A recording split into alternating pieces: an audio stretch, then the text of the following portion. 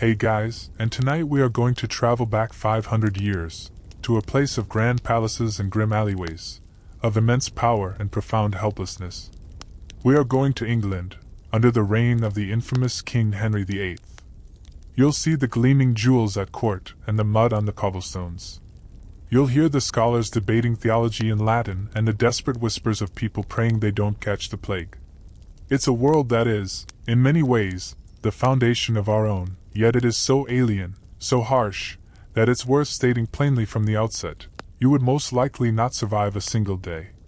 The odds would be stacked against you from the moment you awoke.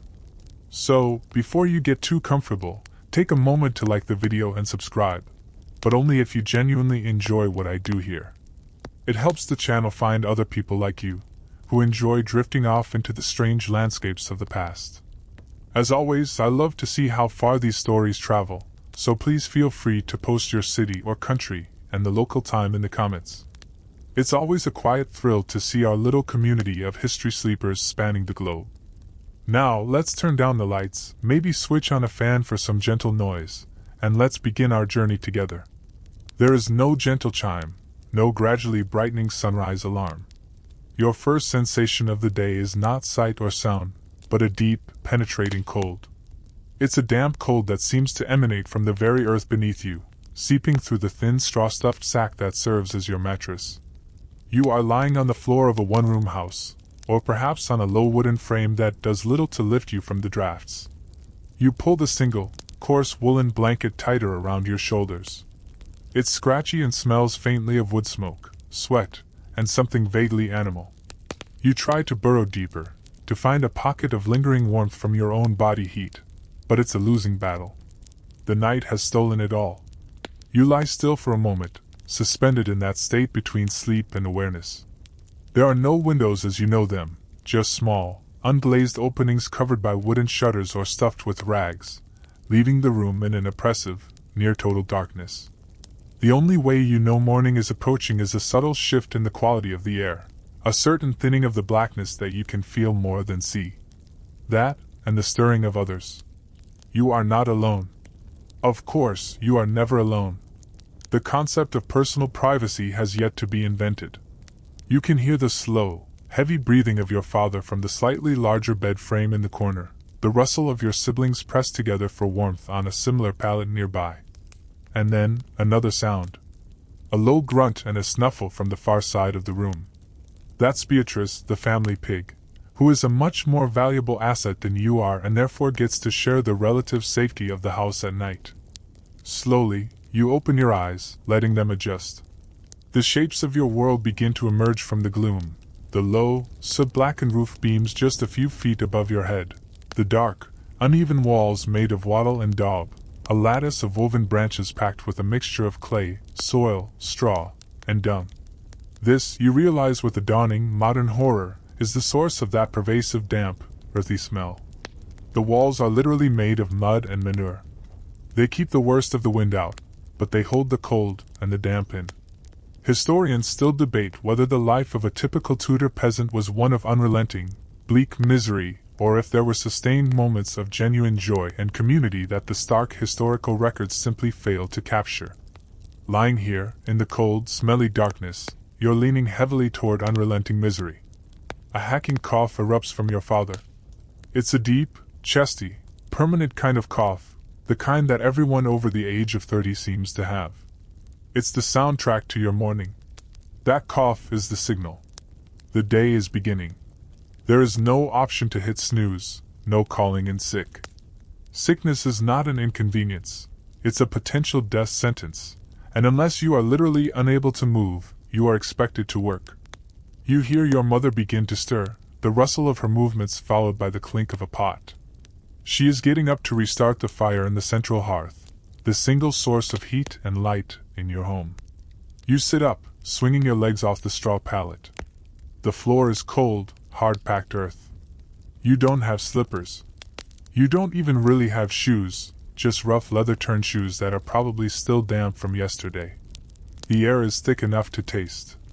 You can taste the smoke from 1,000 previous fires, the lingering smell of last night's pottage, the ever-present aroma of unwashed bodies, and the undeniable contribution of Beatrice the pig. You try to reach for your phone to check the notifications, but then you remember it won't be invented for another 450 years, and besides, you can't read. You just sit there for a moment, on the edge of your bed, a silhouette in the growing pre-dawn gray. Outside, a rooster, nature's most aggressive alarm clock, finally begins to crow. It sounds angry. Everything sounds a little bit angry. The world you have woken up in is not a gentle one. It does not care about your comfort or your feelings. It demands your energy, your labor, your obedience, and it offers very little in return except the promise of another cold, dark morning, should you be lucky enough to survive the day.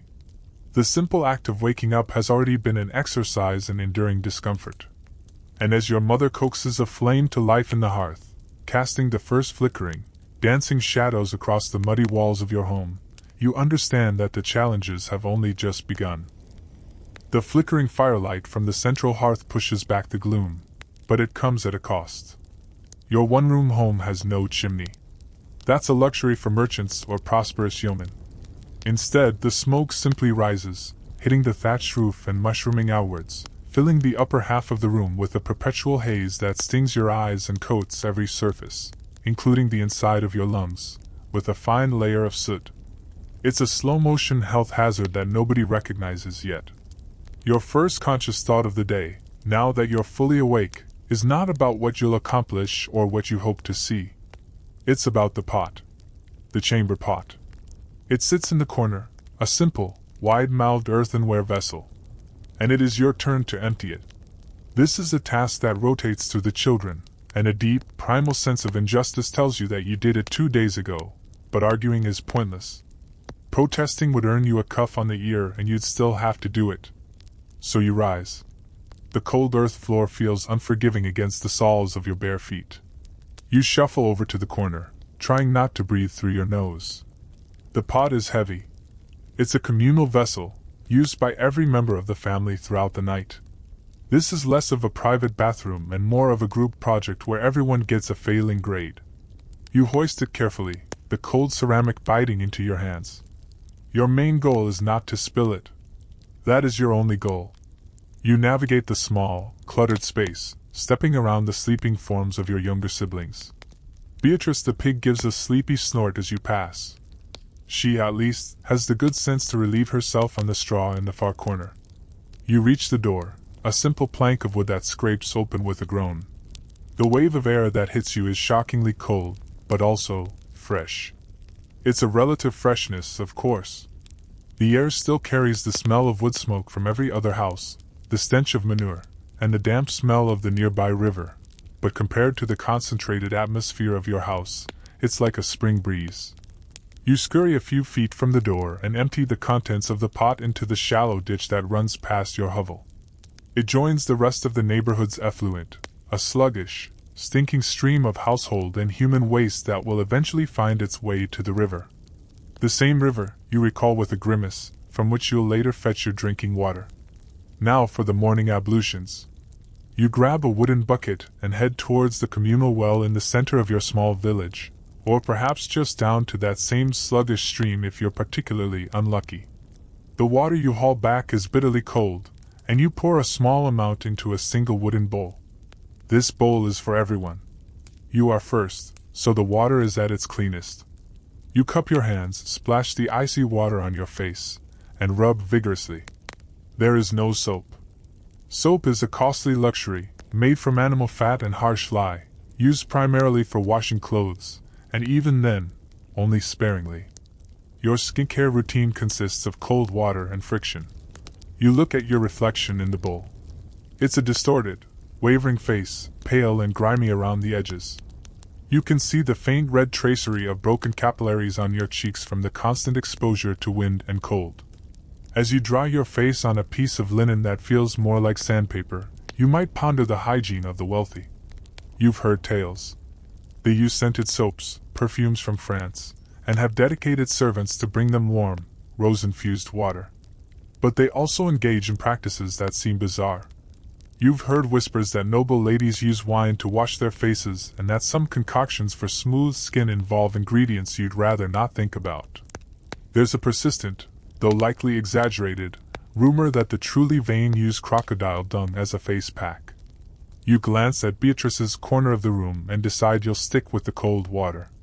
It is a world where cleanliness is tied directly to godliness, yet the methods are profoundly earthly. A popular and entirely real practice, however, involves using stale urine, known as lant, for its ammonia content. It was a powerful cleaning agent for laundry and floors, and some even believed it could cure ailments. The thought makes your simple bowl of murky river water seem almost luxurious in comparison. Next, your teeth. You don't have a toothbrush. You don't have toothpaste. You take a corner of that same rough linen cloth, dip it into the water, perhaps picking up a bit of wood ash from the hearth or some salt if it can be spared. You rub it against your teeth. It's an abrasive, unpleasant sensation. It's less minty fresh and more campfire surprise. The goal isn't a sparkling smile. That's an impossible dream. The goal is to scrub away the worst of the furry coating from your mouth. You rinse with another splash of cold water and spit it onto the floor. Many of your teeth ache with a dull, persistent throb. The concept of dentistry is terrifying, often involving a barber surgeon, a pair of pliers, and a whole lot of screaming. Most people just live with the pain until the tooth rots and falls out on its own. Historians and archaeologists still debate the true sensory reality of a place like this. While our modern sensibilities recoil at the thought, imagining an unbearable, gag-inducing stench at every turn, some scholars argue that this is a form of temporal snobbery. They suggest that Tudor people were simply habituated to these smells. The organic odors of sweat, manure, smoke, and decay were the normal background scent of life. To them, the chemical perfume of a modern deodorant or cleaning product might be the truly offensive, alien smell. As you stand there, having completed your hygiene routine, you don't feel particularly clean. You just feel slightly less dirty than you were when you woke up. The grime is still under your fingernails, in the creases of your neck, and seemingly embedded in the very pores of your skin. This is the state of cleanliness in which you will face your day. It is a state of accepted filth, a baseline of grit, an odor that is as much a part of your world as the rising sun. And the sun is, indeed, finally beginning to cast its first weak, gray light across the land. Now that you're as clean as you're going to get, it's time to get dressed. You turn to your worldly wardrobe, which is not so much a wardrobe as it is a wooden peg hammered into the wattle and daub wall. Hanging from it is your outfit. It's the same outfit you wore yesterday, and the day before that, and the day before that. Laundry day is a rare and strenuous event, so clothes are worn until they can practically walk on their own. Fashion, for you, is not about self-expression. It's about survival and, more importantly, about knowing your place. First, you pull on your shift or chemise. It's a long undershirt, of course, unbleached linen. This is the single garment that you might have slept in, and it forms a crucial barrier between your skin and the unbelievably scratchy wool that will make up the rest of your ensemble. The linen itself isn't soft. It's stiff and rough from countless cycles of being washed with harsh soap and laid on a bush to dry, but it's a paradise of comfort compared to what comes next. Over this, you pull on your hose, which are essentially two separate woolen leggings, and your breeches, a pair of baggy woolen trousers that tie at the waist. For women, this would be a long woolen kirtle or dress. The wool is heavy, oily with natural lanolin, which offers a small degree of water resistance, and it smells of sheep, smoke, and you. You reach for your tunic, the main outer garment. It's a drab, earth-toned color. Your entire wardrobe consists of two color palettes, dirt and slightly darker dirt. This isn't a style choice. It's a legal requirement. You are living under the strictures of what were known as sumptuary laws. In 1533, King Henry's government passed an Act for Reformation of Excess in Apparel, one of several such laws designed to keep people from dressing above their station. These laws were incredibly specific. They were a tool of social control, meant to make the hierarchy visible to everyone at a single glance. As a person of the laboring class, you are legally barred from wearing any cloth of gold, silver, or silk. Velvet is forbidden. Furs like sable or ermine are out of the question. You might be allowed the fur of a common lamb or rabbit, but that's it. The colors themselves are policed. The vibrant scarlet red you might see on a Royal Guard's uniform is off limits. And the color purple, derived from a rare and incredibly expensive dye, is reserved for the king, the queen, and their immediate family. To be caught wearing purple would be an act of near treason. Even the trim on your clothes is regulated. So you stand there in your brown, gray, or dun-colored wool, a walking testament to your humble place in the great chain of being. It's an effective system. You will never mistake a nobleman for a farmer, and a nobleman will certainly never mistake you for anything other than a source of labor. Historians still debate how strictly these sumptuary laws were actually enforced, especially in rural areas far from the prying eyes of London officials. Was it a constant, terrifying threat that kept everyone in their drab, legally mandated lane? Or was it more of a guideline that ambitious merchants and newly wealthy landowners frequently bent, risking fines and public shaming to flash a bit of forbidden silk or a more expensive dye, a sartorial act of upward mobility? The records show that people were indeed prosecuted, so the threat was real.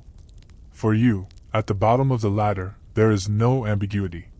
You cannot afford the forbidden fabrics anyway, so the law simply reinforces the reality of your poverty. Now, while your clothing is purely functional, the Tudor era was famous for some truly bizarre fashion trends among the wealthy, none more so than the codpiece. For men of a certain status, the crotch of their breeches was adorned with a padded, often elaborately decorated pouch. What began as a simple flap to allow for easy relief without removing one's entire hose arrangement evolved into a prominent symbol of masculinity and virility. Courtiers would have codpieces made of velvet or silk, decorated with jewels and ribbons. It was a fashion statement that boldly declared, "My other codpiece is even bigger." It was the 16th century equivalent of a sports car for your pants. Your own breeches have a simple, functional cloth flap, a stark and unadorned reminder that even in matters of sartorial absurdity, there is a class divide. Finally, you are dressed. You are a bundle of rough, layered fabric. There are no zippers, no buttons in the modern sense, no elastic waistbands. Your world is held together with leather belts, clumsy drawstrings, and simple metal pins. The clothes are stiff. They restrict your movement. The wool is already beginning to itch, a sensation you've learned to ignore, much like the dull ache in your teeth or the smoky air in your lungs. You shove your feet into your turn shoes, simple leather footwear made of a single piece of hide sewn together and turned inside out. They offer little support and no protection from the damp ground. You are now ready to face the world, encased in the uniform of your class. It's a uniform that is uncomfortable, impractical, and a constant, wearable reminder that in the England of Henry VIII, you are what you wear, and you are not allowed to be anything else. Dressed in your stiff, itchy uniform of social compliance, you now turn your attention to the most important event of the morning, breakfast. The menu is simple. Your choices for breakfast are bread and ale. Your choices for lunch will likely be bread and ale. Dinner, if you're lucky, might be a wild ride involving ale and bread. There is a comforting predictability to it all. Your mother is by the fire, cutting slices from a large, dark, heavy-looking loaf. The table is a rough-hewn plank set upon two trestles. You take your seat on a three-legged stool that wobbles on the uneven dirt floor. There are no placemats, no napkins. Your cutlery consists of a knife, which everyone carries, and perhaps a shared wooden spoon for the pot in the middle of the table. Your mother places your breakfast in front of you. It is not a plate. Plates, as you know them, whether ceramic or pewter, are for the better off. You, instead, have a trencher. A trencher is a thick, square slab of stale bread, perhaps 4 days old, so it's hard and dense. This is your edible plate. It's a brilliant, if rather coarse, invention. It will soak up any juices from your food, and at the end of the meal, if you are still desperately hungry, you can eat it. More often, the gravy-soaked trencher is tossed to the dogs, or given as charity to someone even more destitute than yourself. It's the ultimate zero-waste kitchen. On top of your trencher, you receive your main course, a thick slice of bread. This isn't the light, airy bread of the modern world. This is Maslin bread, made from a mixture of wheat and rye, or perhaps just rye if it's been a lean year. It's dark, dense, and incredibly heavy. The flour is coarsely ground between two large stones, and you can feel the grit in every bite. Chewing it is a workout for your jaw. It's substantial. It sits in your stomach like a ballast stone, designed to keep hunger at bay for as long as possible. Sometimes there is a small dab of butter or a sliver of hard cheese, but not today. Today it is just bread. From the iron pot hanging over the fire, your mother ladles a small amount of pottage onto your bread. This is the great staple of the peasant diet. Pottage is a kind of thick, soupy stew of vegetables and grains. It's been simmering on the fire for days. It likely has its origins sometime after the Norman conquest, or so it tastes. The base is whatever grain is cheap, oats, barley, boiled into a mush. Into this goes anything that can be found or spared, onions, leeks, cabbage, peas, and perhaps a few bitter herbs from the small garden patch outside. The pot is never fully emptied. New water and new ingredients are simply added to the old, creating a perpetual stew that bubbles away, day in and day out. It's bland, but it's warm, and it softens the tough bread. To wash this down, you are handed a wooden cup of ale. It is not the strong, flavorful craft brew you might imagine. This is small beer, a weak, watery ale that is low in alcohol but high in calories. Crucially, the brewing process of boiling the water has made it safe to drink. The river you live near is a contaminated soup of human waste, animal runoff, and industrial byproducts like those from tanners and dyers. Drinking water straight from the source is a game of chance you don't want to play. Dysentery, they call it the bloody flux, is a common and deadly result. So everyone, from toddlers to the elderly, drinks ale as their primary source of hydration. Drinking ale for breakfast isn't a sign of a problem. It's a sign that you understand basic microbiology, even if you don't know the words for it. It's the original health drink. You eat in silence, focused on the task. The meal is not for pleasure. It is fuel. Every dense, chewy bite of bread, every swallow of watery ale, is energy for the long day of physical labor ahead. You are part of the great agricultural engine of England. Your work in the fields, alongside thousands of others like you, is what feeds the cities, the armies, and the lavish court of King Henry. This reality is becoming more precarious. Land that was once common, where you could graze a pig or gather firewood, is increasingly being fenced off, enclosed, by local lords for more profitable sheep farming, squeezing families like yours ever tighter. Historians and nutritionists continue to debate the true adequacy of the Tudor peasant diet. Was this incredibly carb-heavy, low-protein regimen just enough to keep a laborer on their feet, leading to widespread malnutrition, vitamin deficiencies, and stunted growth? Or, when viewed in its own context, was it a surprisingly robust and efficient system of sustenance? Some argue that the sheer volume of bread and ale provided the necessary calories for grueling farm work, and that the pottage, with its mishmash of vegetables, offered a wider range of vitamins than the meat-heavy diets of the rich. The truth likely lies somewhere in between. It was a diet of survival, not of choice, and its success depended heavily on the harvest. One failed crop could spell disaster. You finish your meal. You gnaw on the driest corners of your bread trencher, but leave the soggy middle for Beatrice the pig, who watches you with intelligent eyes. You feel full. Not satisfied in a culinary sense, but full. A heavy, leaden feeling in your gut that signals you are ready. You have taken on your fuel for the morning. You stand up from the wobbly stool, give your father a brief nod, and head for the door. It's time to leave the smoky semi-darkness of your home and step out into the world. It's time to go to work. You pull the wooden door shut behind you, and the world transforms. The smoky, dim, but familiar quiet of your home is replaced by a full-scale assault on your senses. You have stepped out into the main thoroughfare of your village, or perhaps the bustling street of a larger town like Norwich, or even London.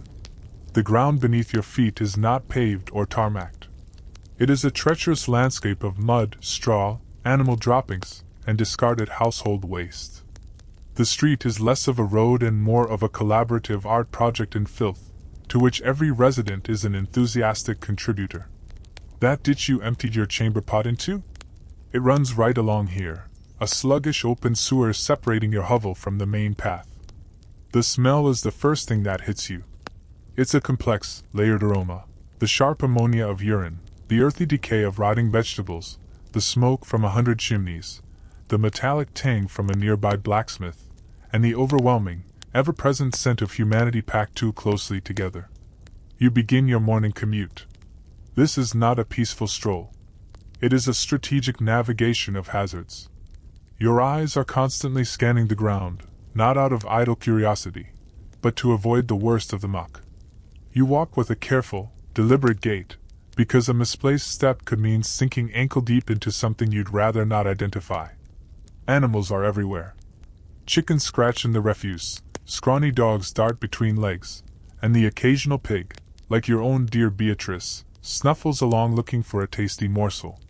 They are part of the landscape, the unofficial and highly ineffective cleaning crew. The noise is a constant, chaotic symphony. There are no zoning laws here. A weaver's loom clacks rhythmically from an open doorway, next to a tanner's shop that exudes a truly breathtaking stench of curing leather and chemicals. A blacksmith's hammer rings out with a percussive clang. Vendors, or costermongers, shout their wares, advertising everything from fresh mussels to hot pies. Their voices are loud and shrill, designed to cut through the din.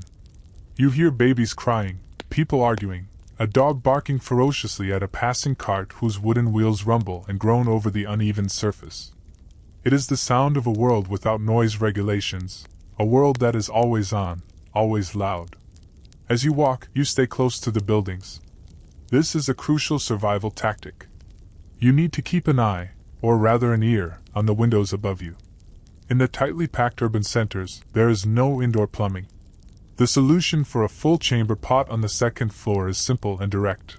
Open the window and let fly. With luck, the person doing the emptying might shout a perfunctory warning, often the anglicized French phrase, "Garde à l'eau," which sounds like, "Garde-la," meaning, "Watch out for the water."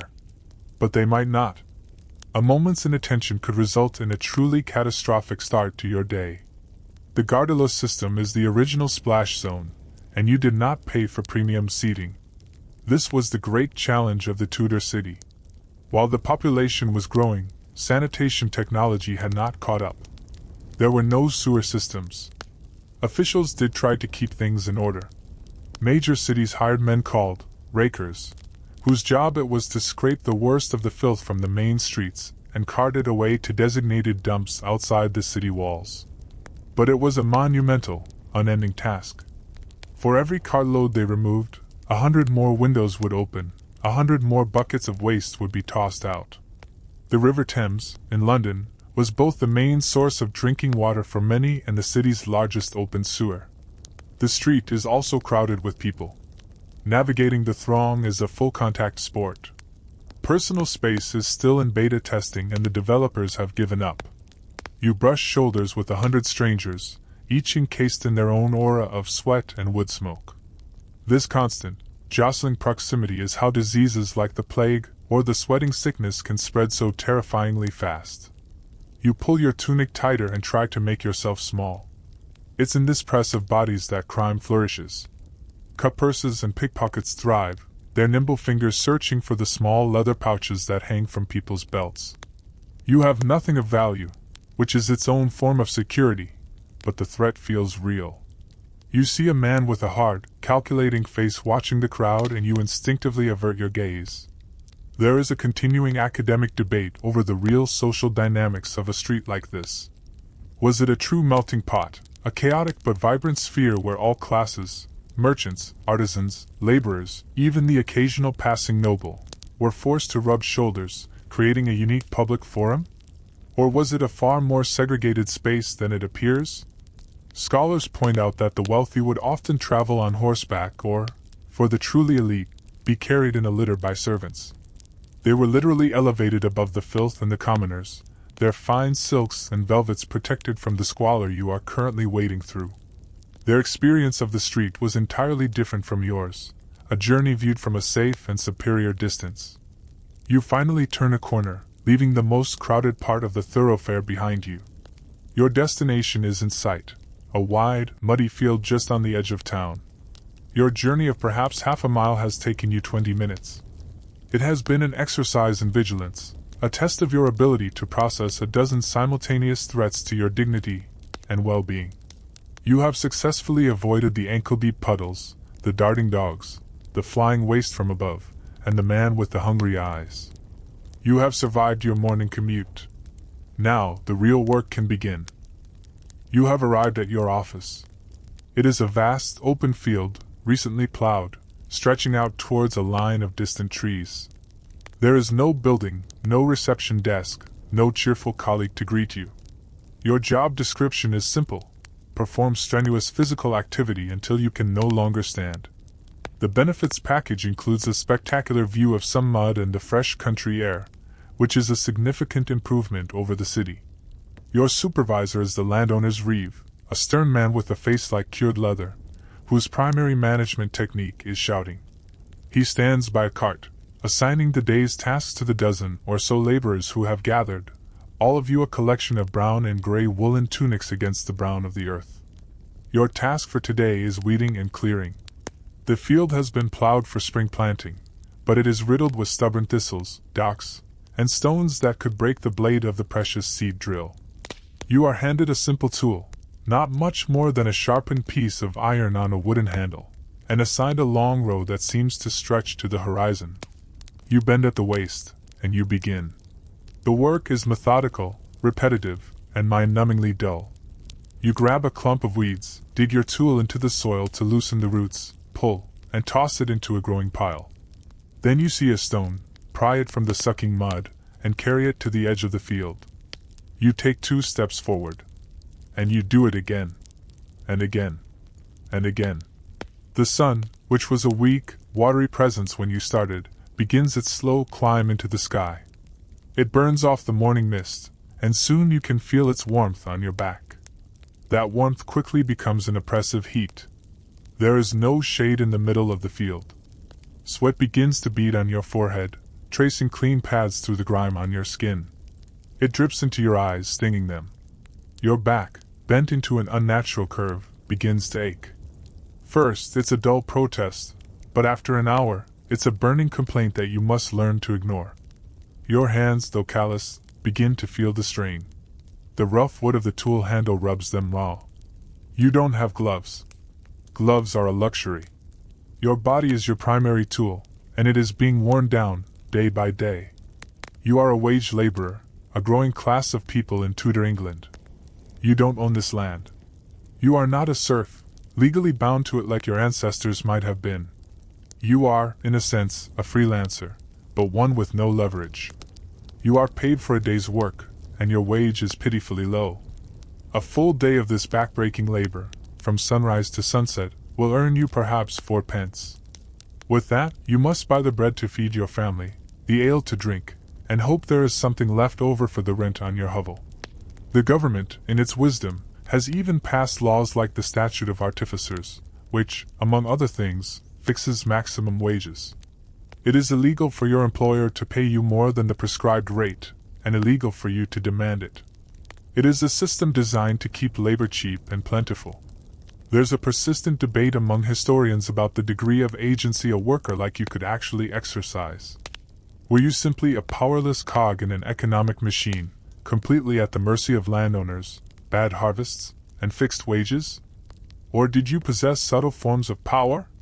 Some scholars argue that workers could engage in a kind of silent protest, a go slow, where a group would deliberately work inefficiently if they felt unfairly treated. During the crucial harvest time, when every able body was needed, laborers in some areas could effectively bargain for higher wages, knowing the landowner was desperate. The ultimate, if risky, expression of worker agency was simply not showing up.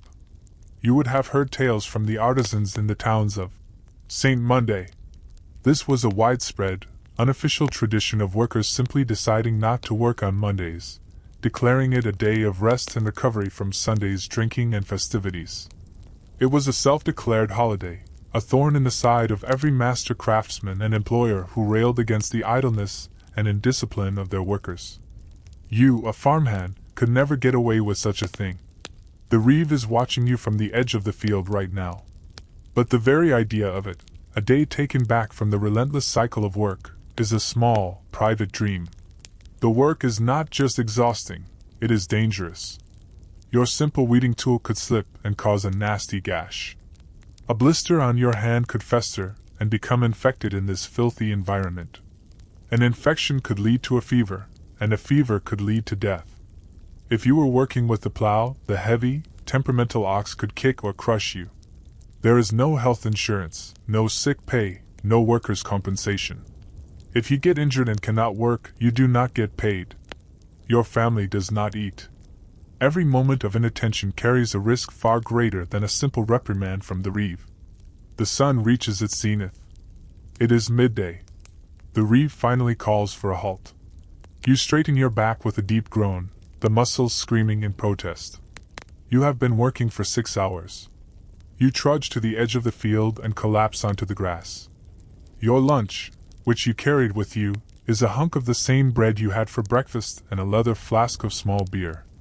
You eat it slowly, making it last. This 30-minute break is the only respite you will have until the sun goes down. You look back at your row. You have cleared maybe a quarter of it. The rest of it waits for you. There is no weekend to look forward to. There is only the work. And as you chew your gritty bread, you know that after this, there is only more of the same. You sit on the grassy bank, chewing your dense, gritty bread. The brief respite from labor is welcome, but quiet moments like these allow the mind to wander into territories that are far from restful. A few of the other laborers are talking in low, worried tones. You catch a few words carried on the breeze. A fever. And, God have mercy. Someone in the next village over has died. It wasn't old age. It was sudden.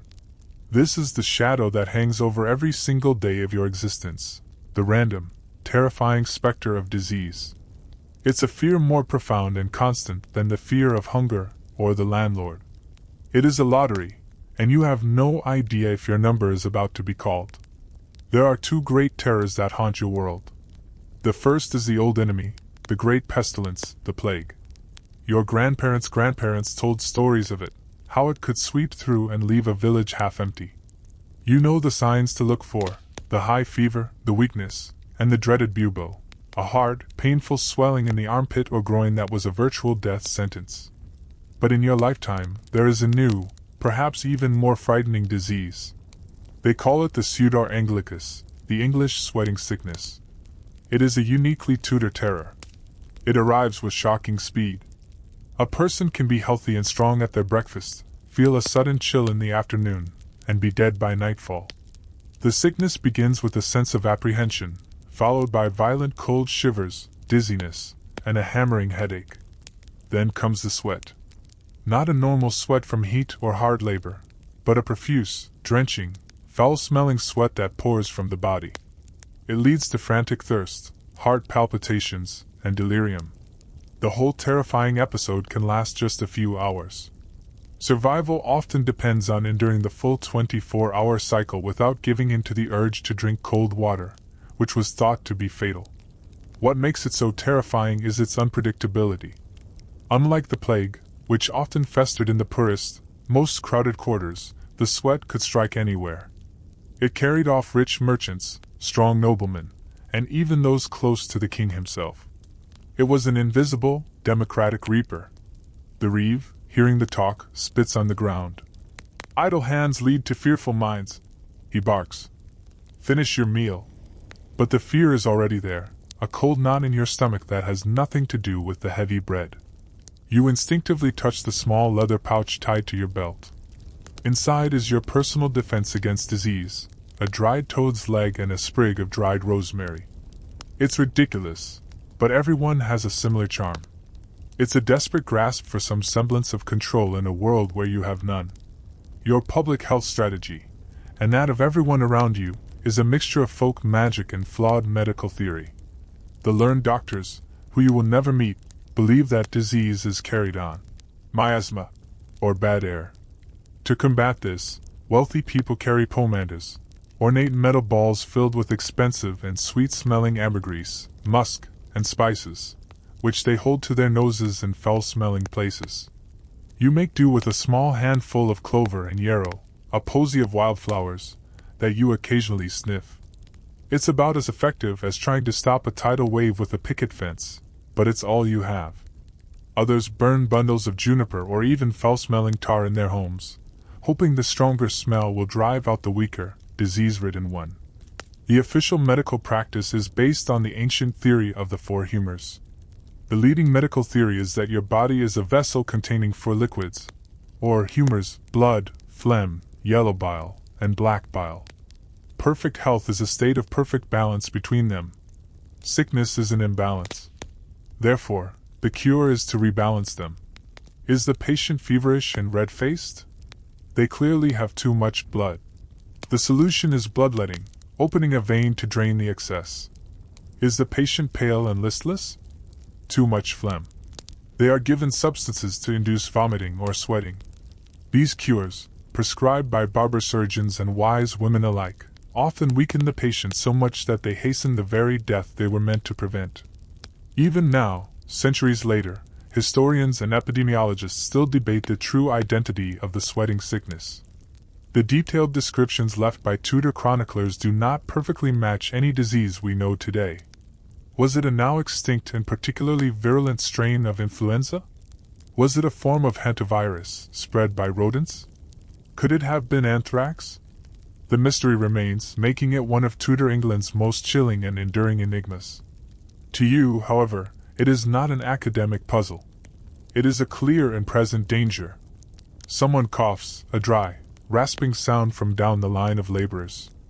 Everyone freezes for a fraction of a second. Heads turn.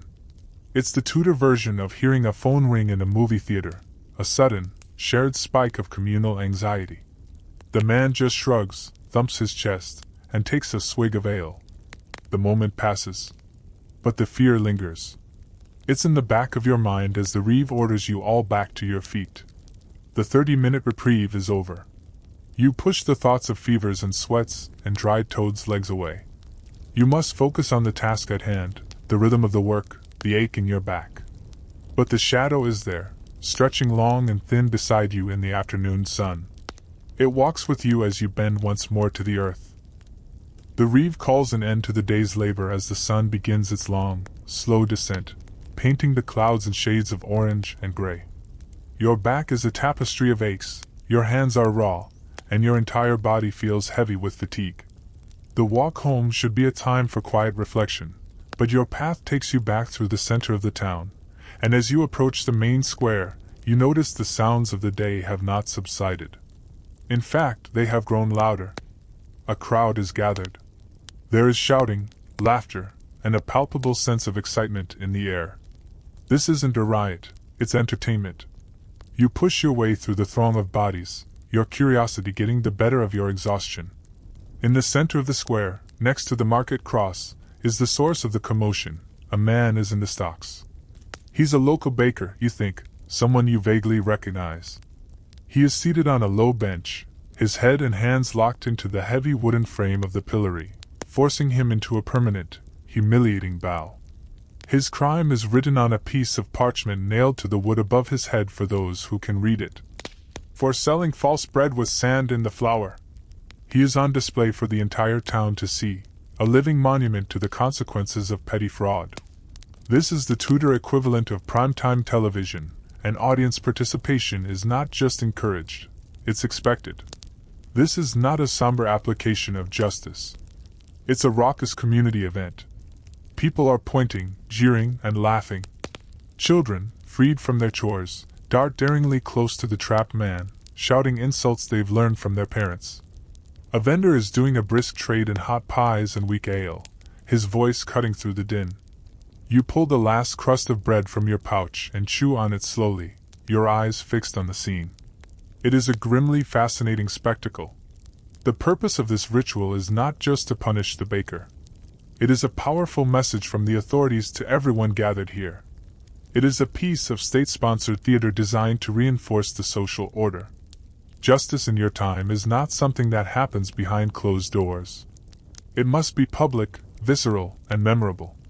It serves as a deterrent, a vivid warning to any other merchant thinking of cheating their customers, or any apprentice thinking of stealing from their master, or anyone considering being drunk and disorderly on a Sunday. Every catcall and every piece of refuse thrown is a part of the punishment, a sign of the community's collective disapproval. And things are indeed being thrown. The ground around the pillory is a Jackson Pollock painting of filth. Rotten vegetables, mud, and clumps of animal dung sail through the air, splattering against the baker's tunic and face. He keeps his eyes squeezed shut, his body tense with each fresh wave of laughter and each new impact. You watch, impassively. This is a normal part of life. You feel a small, grim flicker of satisfaction that it is him, and not you, locked in that wooden embrace. He tried to cheat people, to stretch his profits by adulterating his flour. In a world where bread is the very staff of life, this is a serious betrayal of trust. This baker is lucky, in a way. His crime was commercial. For other offenses, the punishments were more specific and, to our minds, bizarre. You've seen women paraded through the streets for the crime of being a common scold, that is, for arguing with their husbands or neighbors too much. Sometimes they were forced to wear a device known as a scold's bridle, or a brank. It was a horrifying iron cage that was locked onto the head, with a flat plate or spike that was inserted into the mouth and pressed down on the tongue, making speech impossible. It was an instrument of pure humiliation, designed to silence women who dared to have too public a voice. Historians and sociologists still debate the true effect of these public punishments. Did these brutal, carnivalesque spectacles actually work? Did they succeed in deterring crime by instilling a deep-seated fear of the law in the general population? Or did they have the opposite effect? Some scholars argue that by making a public sport out of humiliation and pain, the authorities may have inadvertently desensitized people to violence. They suggest that it habituated the public to brutality, turning the administration of justice into just another blood sport, no different from bear baiting or a cockfight. The line between enforcing the law and simply providing a gruesome thrill for the masses was a blurry one indeed. A particularly large clump of mud, thrown by a stout woman with a powerful arm, hits the baker square in the chest with a wet smack. The crowd roars with laughter. The show is reaching its climax. Soon, the guards will release him, and he will be allowed to slink home, covered in filth and shame, his reputation ruined. You finish your crust of bread, the gritty texture of familiar comfort. The sun is lower now, and the chill of the evening is beginning to set in. The entertainment is over. You turn away from the square and continue your journey home, the image of the baker and the stocks already beginning to fade, just another brief, ugly scene in the long and difficult reel of your day. The walk from the town square to your hovel is short, but on your path is the alehouse. It's not a proper pub with a swinging sign and a cheerful landlord, but simply a room in a widow's house where she is licensed to brew and sell her own ale. The door is open, and the sound of boisterous conversation spills out into the cooling evening air. You have a single penny in your pouch, your entire earnings from a portion of the day's labor that the reeve paid in advance. The temptation is too strong. You need something to wash the dust of the field and the grime of the public punishment from your mind. You duck inside. The room is small, dark, and crowded. The air is thick with the sweet, malty smell of ale, the smoke from the hearth, and the pungent aroma of dozens of unwashed laborers packed shoulder to shoulder. You squeeze your way to the corner, hand over your precious penny, and receive a rough earthenware cup filled with ale. You find a small space on a bench along the wall and take a long, slow swallow. It's better than the small beer you had earlier, stronger, and with more flavor. You are not here to socialize. You are here to be anonymous, to let the noise of the room drown out the noise in your head. But you cannot help but overhear the two men sitting next to you. They are talking in low, hushed tones, their heads close together. They are not talking about the price of wool, or the chances of rain. They are talking about things that are dangerous. They are talking about the king. One man, a weaver by the look of his stained hands, mutters into his cup, "The Pope in Rome will not grant it. The Queen is the Emperor's aunt, after all." The other man, a burly carter, shakes his head. "It's the Bullen girl. She has him bewitched." "And for what?" "A son," You immediately know what they are talking about. It is the king's great matter, the all-consuming obsession of Henry VIII's reign. His desperate, years-long struggle to have his marriage to Catherine of Aragon declared null and void so that he can marry Anne Boleyn and, God willing, secure a male heir to the throne. The political situation is complex, but the fallout is simple. The king wants to update his relationship status. The Pope won't allow it, so the king has decided to quit the whole application and start his own. He has broken with Rome, declared himself the supreme head of the Church in England, and in doing so, has upended 1,000 years of religious tradition. The carter leans in closer. "And what of the abbeys?" he whispers, his voice thick with resentment. "They shut down the priory at Thetford. Turned the monks out onto the road. My sister's boy used to get a dole of bread there every Tuesday. Gone now. All of it." This is the reality of the king's new power, the dissolution of the monasteries. Since 1536, the crown has been systematically seizing the assets of England's monasteries, priories, and convents. Their vast wealth, their huge tracts of land, their gold chalices and silver plates, it is all being confiscated by the king's men. For you, the monasteries were not just distant houses of prayer. They were a part of the social fabric. They were landlords, employers, dispensers of charity and medical care, and a place of sanctuary. Now they are being torn down, their lands sold off to the highest bidder, merchants and local gentry eager to prove their loyalty to the new regime. Voicing a strong opinion on this is the 16th century equivalent of arguing with a stranger on the internet, except instead of getting blocked, you'd get beheaded. The Treason Act of 1534 made it a capital crime to even speak out against the king's new title. An overheard word, a drunken complaint in an alehouse like this one, could be reported. There are spies everywhere, or so it is said. The man who seems like a friend might be an informer, eager to win favor or settle a score. You feel a prickle of cold fear. You pointedly turn your body away from the men, staring intently into your cup, hoping your posture screams, "I am not part of this conversation." You think of the story of Elizabeth Barton, the so-called nun of Kent. She was a simple servant girl who began having holy visions. Her prophecies became famous, but she made a fatal mistake. She prophesied that if King Henry divorced Queen Catherine, he would die a villain's death within a month. This was not just a prophecy. It was a direct challenge to the king. The state could not abide it. She and several of her clerical supporters were arrested, forced to publicly confess that her visions were fraudulent, and were hanged for treason. The message was clear: not even God could save you if you spoke against the king. Historians still fiercely debate how the common people truly felt about this religious revolution. Were they, as Protestant reformers later claimed, largely supportive of the dissolution, happy to see the wealthy and supposedly corrupt monasteries brought down? Or was it a deeply traumatic and unwelcome upheaval, an attack on traditional faith and a vital source of social support, which led to the massive northern rebellion known as the Pilgrimage of Grace? The grumbling of the men beside you suggests the truth is far from simple. For them, it's not about theology. It's about the loss of charity, the disruption of the old ways, and the unnerving feeling that the world is being turned upside down. The weaver slams his cup down a little too loudly. "It's not right," he says, his voice rising. "It's against God." A sudden silence falls over your corner of the room. The carter grabs his friend's arm, his eyes wide with panic. "Hush, you fool!" he hisses. The moment hangs in the air, thick and dangerous. You don't wait to see what happens next. You drain your cup in one long swallow, the ale tasting sour in your mouth. You stand up, keeping your eyes down, and push your way through the crowd and back out into the night. The risk of being associated with such talk, even by proximity, is too great. The cool night air feels good on your face, but it does little to calm the frantic beating of your heart. You have just witnessed how cheap words have become, and how high the price is to say them. You hurry away from the alehouse, the dangerous words of the weaver echoing in your mind.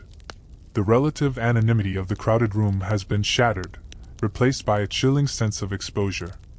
You just want to get home, to be behind your own door, flimsy as it is. The streets are darker now, with only the occasional lantern hanging outside a wealthy merchant's house to fight the encroaching night. Most of the town is shrouded in shadow. It is in this shadowy quiet that you hear a sudden commotion from the lane ahead.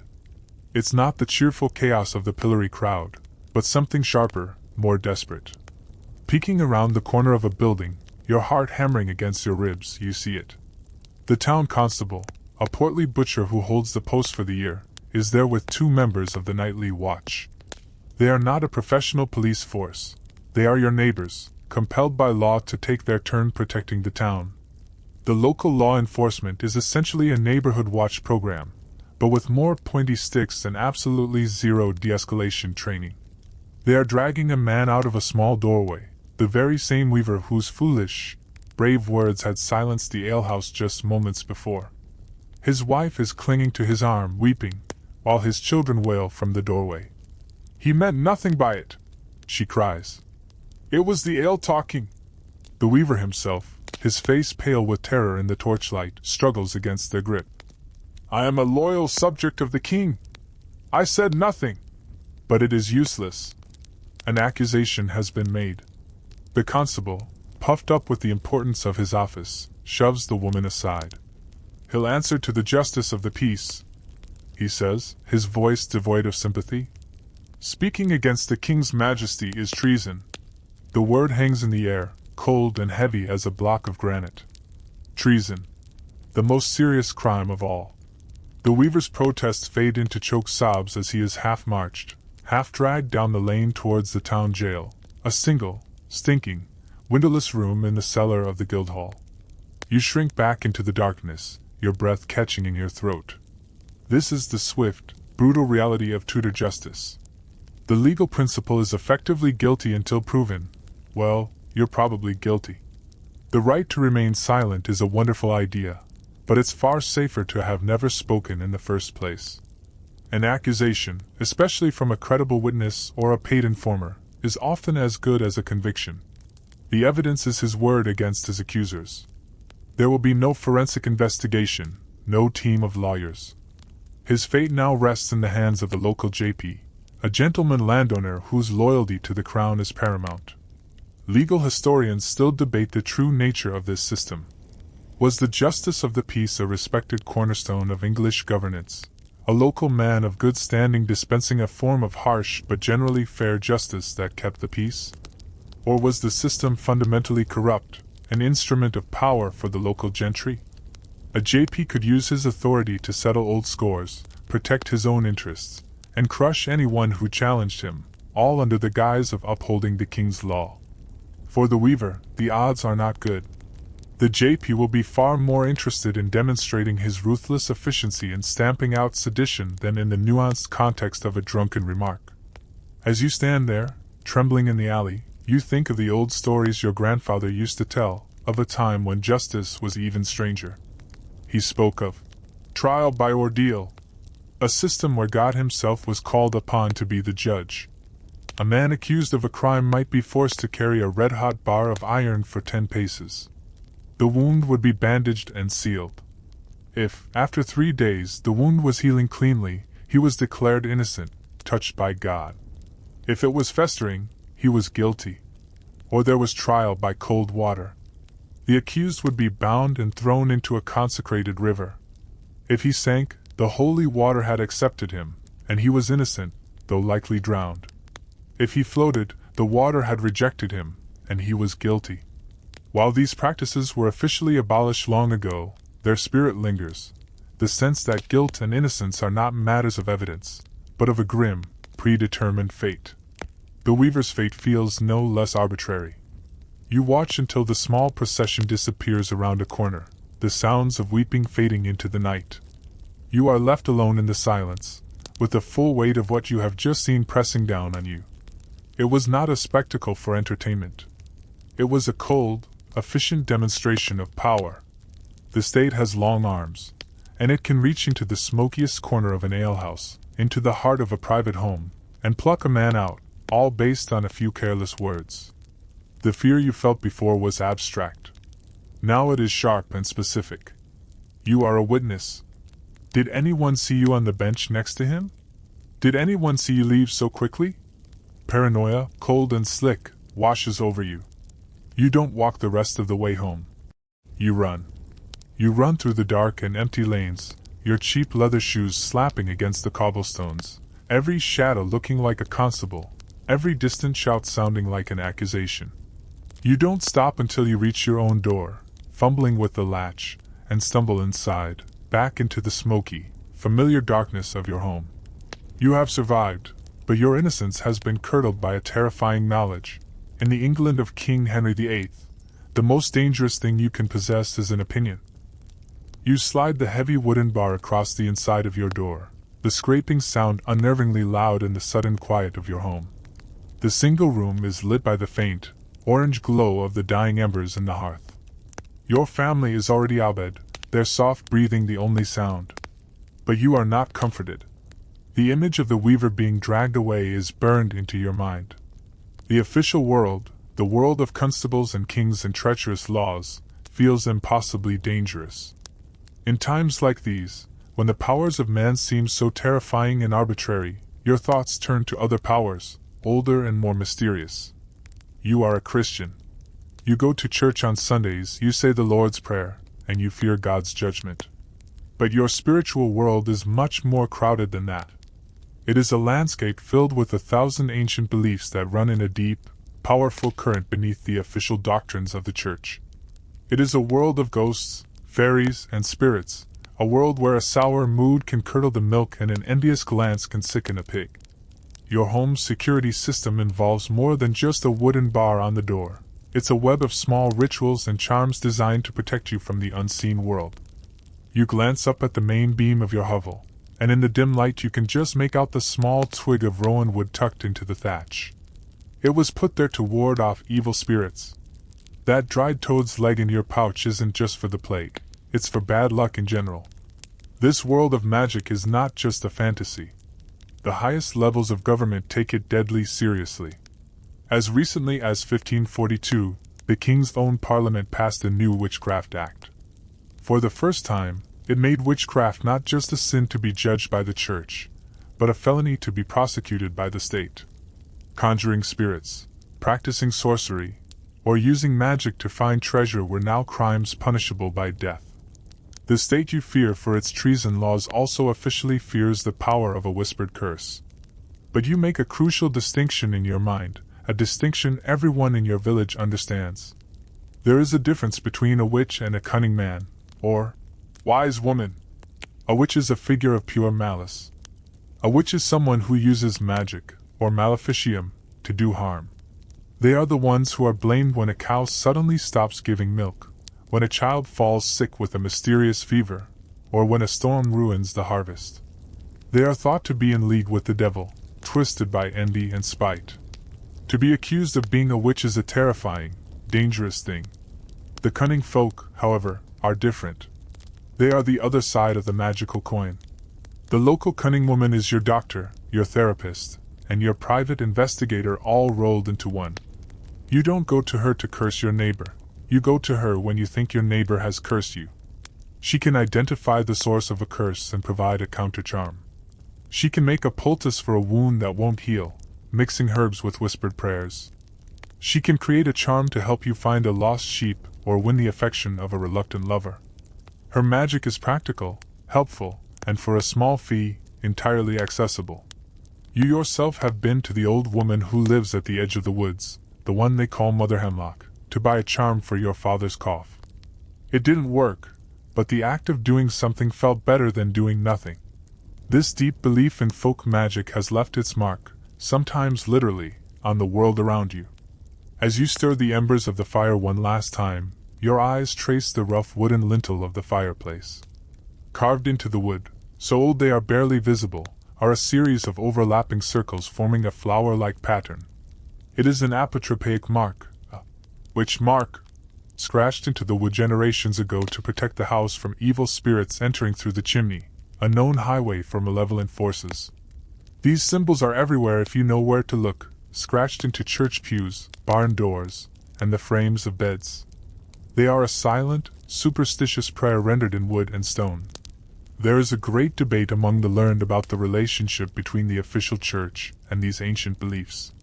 Some modern historians argue that the Protestant Reformation, which you are living through, may have actually strengthened these folk traditions. By stripping the churches of their saints, their holy relics, their magical, holy water, and their elaborate rituals, the Reformers may have created a spiritual vacuum. People, deprived of their traditional saints to pray to for protection, simply turned more fully to the cunning folk and the old ways to meet their daily, desperate needs for reassurance. Other scholars believe this world of folk magic was always there, a parallel spiritual universe that the Christian faith never truly conquered, but merely coated with a thin veneer of official doctrine. You lie down on your straw mattress, the events of the day swirling in your head, the drudgery of the field, the grotesque theater of the pillory, the terrifying arrest of the weaver. You pull your scratchy woolen blanket up to your chin. You think of the rowan twig in the roof, the mark on the mantelpiece, and the toad's leg in your pouch. They are flimsy defenses against a world of plague, poverty, and state-sanctioned terror. But they are defenses nonetheless. They are a small assertion of control, a whisper of ancient power in the face of overwhelming fear. And as you close your eyes you hope, with all the fervor of a prayer, that they are enough to get you safely through the night. You wake the next morning not from fear, but from your father shaking you awake before dawn. The reeve has a task for you. Not in the fields, but a journey. The local lord, who owns the land your family works, needs a message delivered. It is a simple letter, sealed with wax, to be given to his cousin, who is a minor functionary in the orbit of the royal court. And the court, on its great summer progress, is currently staying at a manor house only a half-day's walk away. You are chosen because you are young and can be spared for the day. You are given the letter, a heel of bread, and strict instructions not to lose it, damage it, or speak to anyone of importance. The walk is uneventful, but as you get closer to the great house, the world begins to change. The muddy track widens into a properly maintained road. You see people on horseback, their clothes vibrant with colors you have only ever seen in church windows. You hear the jingle of fine harnesses and the murmur of languages that are not your own, French and Latin. Guards in the king's own livery, brilliant white and green, stand at attention by the gates, their halberds gleaming. The sheer scale of the operation is staggering. The royal court on progress is like the world's most demanding music festival. The headliner is the king, the backstage passes are impossible to get, and the whole event is ruinously expensive for the nobleman whose honor it is to host them. You are a peasant on an errand, so you are directed not to the grand front entrance but around to the back, to the bustling world of the kitchens and stables. Here, the glamour is replaced by organized chaos, but it is a chaos of a different order than your village. The air smells of roasting meat on a scale you cannot comprehend, entire oxen turning on spits over massive fire pits. The scent of expensive spices, of saffron and ginger, mingles with the smell of wine and baking bread. You see more food being prepared for a single day's consumption than your entire village will eat in a month. You suspect the king's personal diet plan is simply eat everything that doesn't eat you first. You find the man you are supposed to meet, the lord's cousin, a harried-looking fellow in a slightly too small velvet doublet. He snatches the letter from you without a word and tells you to wait. And so you wait, standing awkwardly in a courtyard, a drab brown smudge in a world of silk and sunlight. You are invisible here, and you are grateful for it. From your vantage point, you can observe the strange life of the courtier. You see men and women strolling in the gardens, their laughter light and brittle. They are peacocks, displaying their fine feathers, their every gesture calculated, every smile a potential strategy. A servant next to you, a man who has taken pity on you and shared a piece of his apple, whispers gossip. He points out a portly, powerful-looking man leaving the main house. "That's Sir Francis," he murmurs.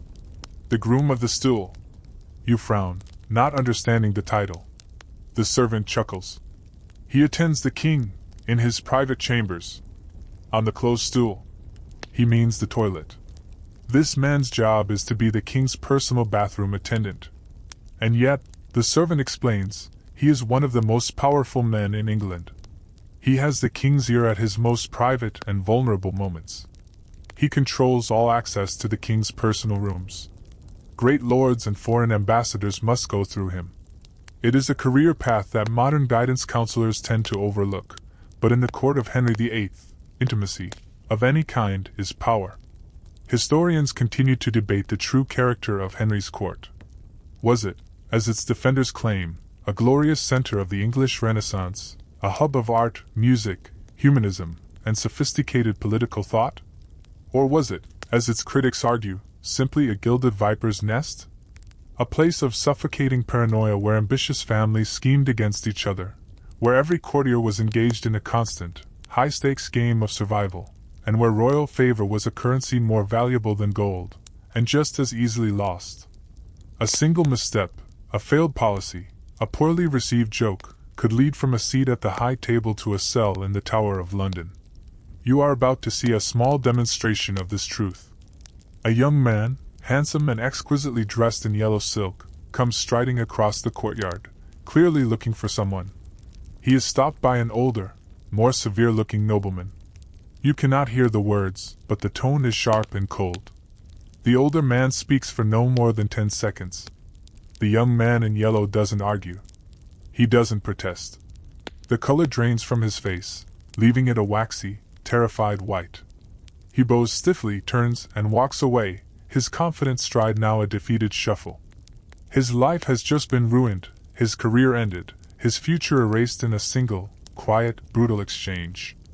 He has, in the parlance of the court, been eclipsed. Your man finally returns, thrusts a penny into your hand for your trouble, and tells you to be gone. You don't need to be told twice. You turn and walk away, leaving the world of gleaming livery and casual cruelty behind you. As you journey back towards your own world of mud and wool, your head is spinning. The wealth was beyond your imagination, the power was absolute, and the fear was a living thing, as tangible as the silks and the satins. You have had your brush with the royal court. You have seen the sun, and you have seen how quickly and how coldly its light can be taken away. You have never been happier to be a nobody, heading home. You arrive home as the last light bleeds from the sky. Pushing open the door, the familiar smells of wood smoke and damp earth rush to greet you, washing away the phantom sense of perfume and privilege from the royal court. The contrast is dizzying. You have spent the day as a reluctant witness to a world of impossible wealth and casual power.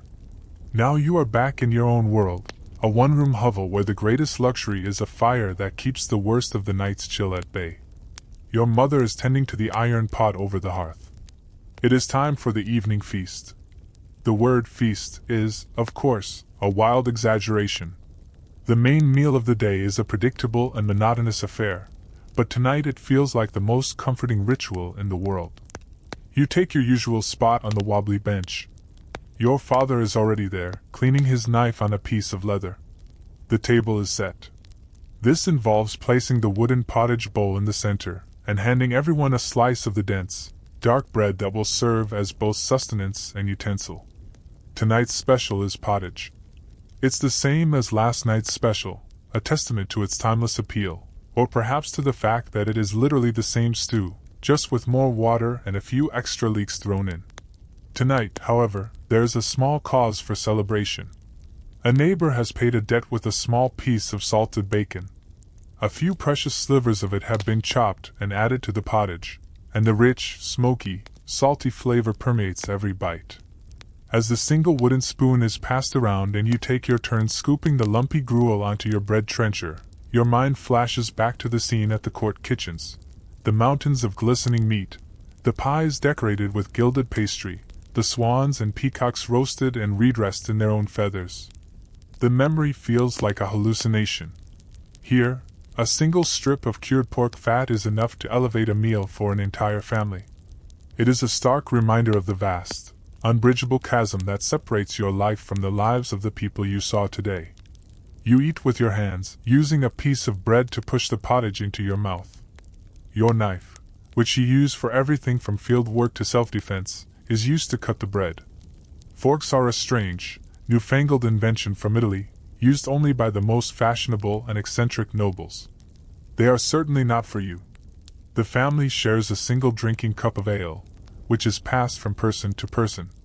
When you are finished with the bone from the bacon, you toss it onto the dirt floor, where Beatrice the pig, who has been waiting patiently, crunches it happily. Your table manners are simple. Get the food from the bowl to your mouth without starting a fight. Wiping your mouth on the tablecloth would be impossible, as there is no tablecloth. Wiping it on your sleeve is expected.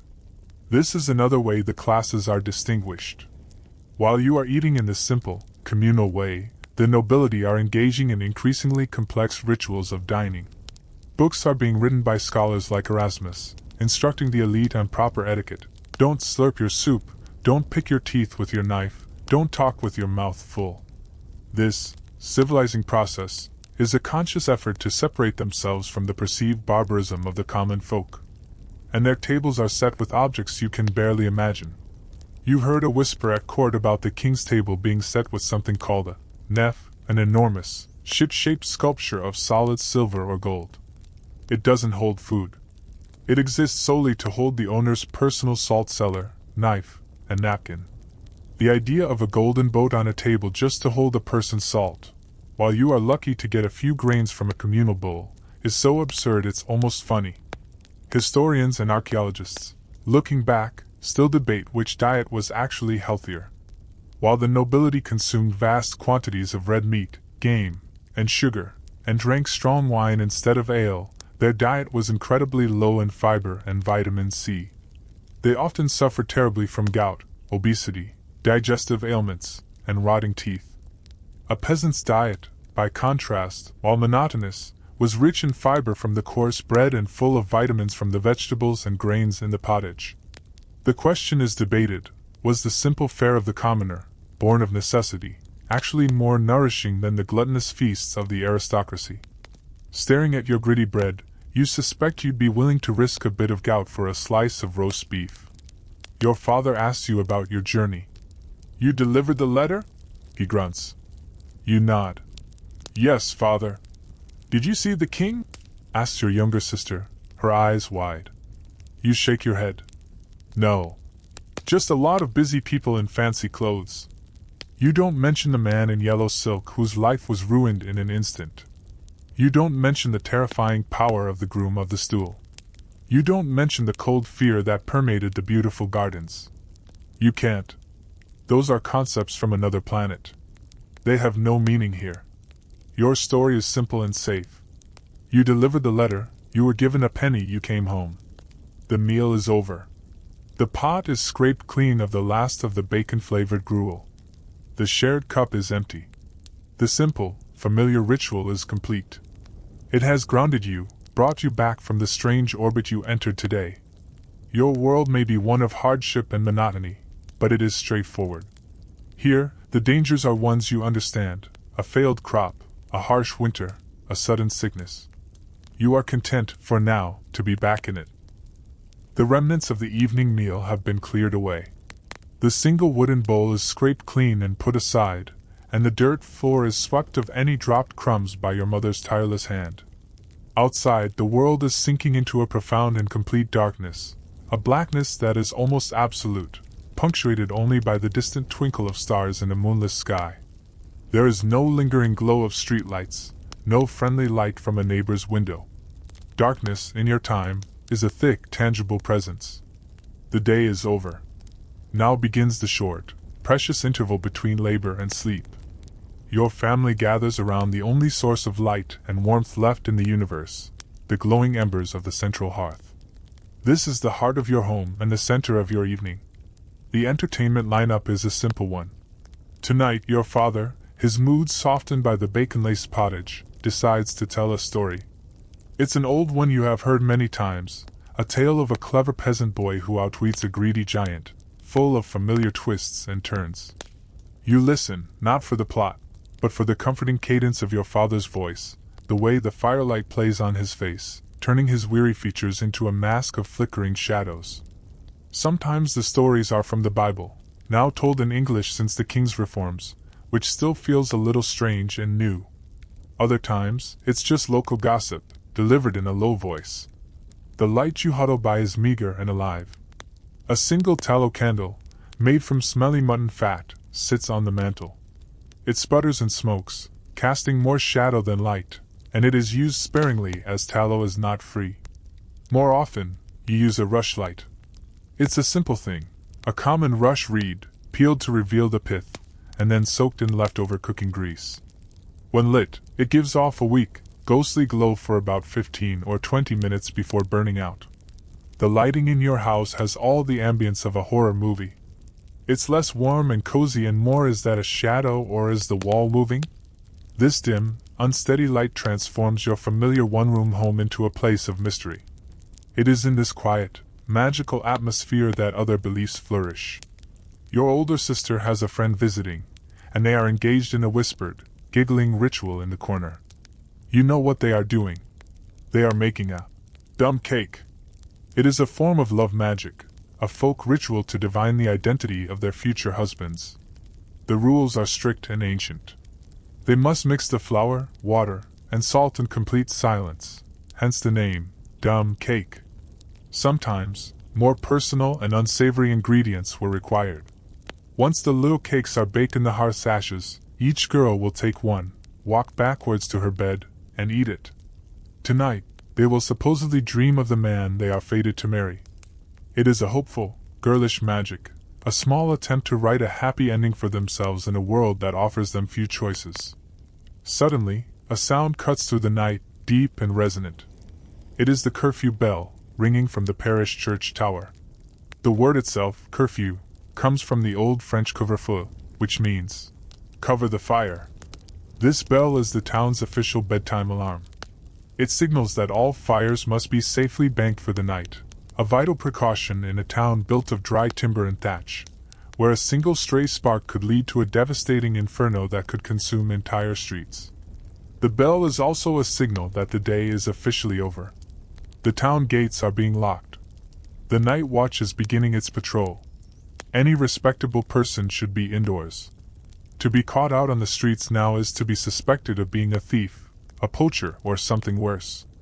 Social historians continue to debate the primary function of the curfew. Was it, as is commonly believed, a purely practical fire prevention and safety measure, a sensible public policy in a dangerous world? Or was its purpose more about social control? Some scholars argue that the bell was a powerful tool for the authorities, a way to clear the streets of potential troublemakers, to monitor the movements of the populace, and to impose a rigid, uniform rhythm on the life of the town. The curfew bell is the Tudor version of your Wi-Fi shutting down for the night. It's time to log off from the world. At the sound of the bell, your small household begins its final preparations for sleep. Your mother takes a shovel of ash and carefully banks the fire, covering the glowing embers so they will smolder safely through the night, ready to be revived in the morning. This is a crucial task.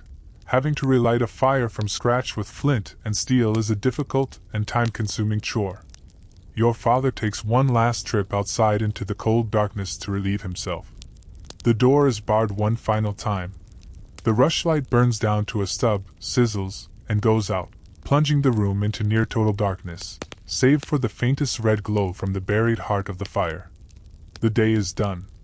The world outside your door now belongs to the night, to the watchman, to the ghosts and spirits, and to anyone foolish or desperate enough to be wandering in it. You make your way to your sleeping place, a familiar sack of straw in the corner of the room. The darkness is so complete that you navigate by touch, your hands brushing against the rough wattle wall, your feet shuffling on the cold earth floor. You lie down, pulling the heavy, scratchy wool blanket over you.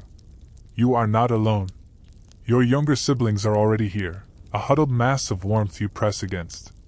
Sharing a bed is not a choice. It is a necessity for survival, a pooling of body heat against the relentless cold. But your siblings are not your only bedmates. You can feel the telltale prickle and itch of fleas, the permanent, unwelcome residents of your mattress, your clothes, and your hair. You try to ignore them. They are as much a part of the night as the darkness itself. You lie on your back, staring up at a ceiling you cannot see. Sleep does not come immediately. The night is for fears to fester.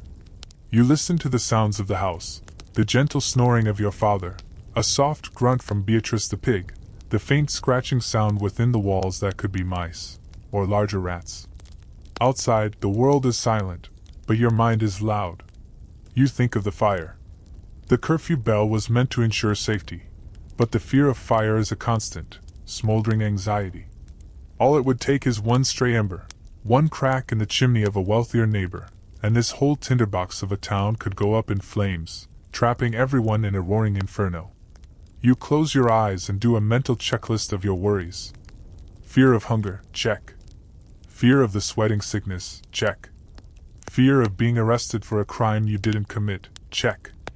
Fear of being associated with someone who committed a real one, double check.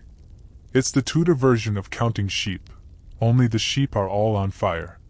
You try to find comfort in the worldview you've been taught, the great chain of being. It is the universe's original seating chart, a divine and unchangeable hierarchy. God is on his throne, the angels below him, then the king, then the great nobles you saw today, then the merchants and yeomen, and then, far down the chain, there is you. Below you are only the animals. It is a philosophy that explains the world's injustices as part of a divine plan. It tells you that your suffering is ordained, your place fixed. It is meant to be a comfort, but tonight, it just feels like a cage. To ward off the darker thoughts, the fears of what might be lurking in the shadows, you whisper a quiet prayer, a night spell your mother taught you. It's the white paternoster, a folk charm to protect a sleeper. White paternoster, St. Peter's brother, what hast thou ith one hand? White book leaves. What hast thou ith other hand? Heaven's gate keys. Open heaven's gate, and shut hell's gate. And let every soul creep to heaven gate. It is a jumble of Christian and folk imagery, a desperate little spell to guard your soul while you sleep. There is a debate among historians and sleep scientists about what sleep itself was even like in your time. Some believe you would have practiced segmented sleep. You would fall asleep soon after the curfew bell, sleep for a few hours, and then wake up naturally for an hour or two in the quiet middle of the night. This period, called the watch, was a time for prayer, for quiet conversation with a spouse, for reflection, or for simply lying and thinking. Then, you would fall back into a second sleep that would last until morning. It was a rhythm of rest dictated by the natural cycles of light and dark, not the rigid clock of a modern world. Lying here, your mind buzzing with the day's events, the idea of a second chance at sleep later in the night seems like a small mercy. Your body is exhausted from the long day of labor. Your mind is weary from the constant, low-level hum of anxiety that is simply part of being alive. You have survived another day. You have earned your rest. You have navigated the filth of the streets, the backbreaking work, the fear of disease, the spectacle of public punishment, the paranoia of treason, the dizzying glimpse of power, and the quiet return to your own humble place. You have done all that is required of you. And now, there is nothing left to do but to let go. The sounds of the night begin to soften and blur around you. The scratchy wool of your blanket no longer feels like an irritant, but simply a heavy, grounding weight, a small anchor in the vast, dark ocean of the night. The anxieties of your day, which seemed so sharp and so urgent just a few moments ago, begin to lose their edges, the faces of the reeve and the courtier and the weaver receding, becoming dreamlike and indistinct. The fear of tomorrow, of the labor and the uncertainty that it holds, is a distant thought now, a problem for a future version of you that can be dealt with when the sun returns. For now, there is only this quiet, this stillness. The rhythmic breathing of your family beside you becomes a gentle, lulling wave, rising and falling, pulling you deeper and deeper into a state of peace. You feel the tight knot of worry in your chest slowly begin to unclench, your own breathing deepening to match the rhythm of the room. The physical world, with all its discomforts and its dangers, is fading away, replaced by the soft, formless, and welcoming landscape of true rest.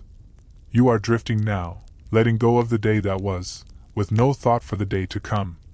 There is only the darkness, and the quiet, and the slow, steady descent into the deep and dreamless peace of sleep. All is quiet. All is still.